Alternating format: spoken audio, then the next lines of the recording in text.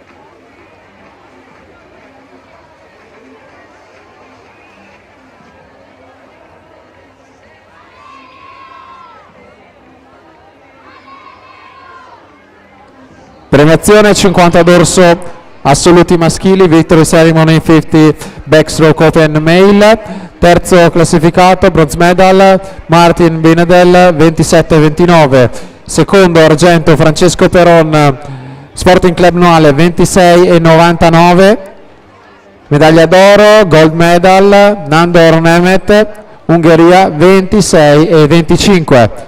Consegnano le medaglie il presidente della Natatorium Treviso Vincenzo De Sio e Fabio Perencini dello sponsor Banca della Marca.